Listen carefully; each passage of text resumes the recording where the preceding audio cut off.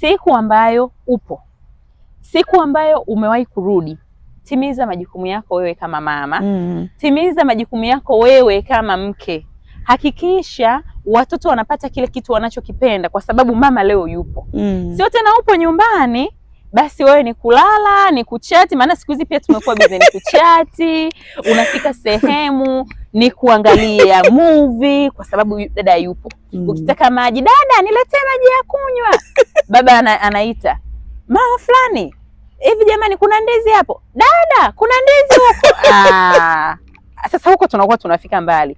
Hayo ndio yale mazingira yatakayomshawishi yule baba kwamba sasa nini umuhimu wako wewe kuwepo pale. Upo, hakuna unachokifanya. Utasubiri chakula kitaiva mchana, dada atakuja atagonga, dada chakula tayari. Mtakuja mnafika mezani. Mbona hamna kijiko? Dada, leta kijiko cha baba. Ameleta.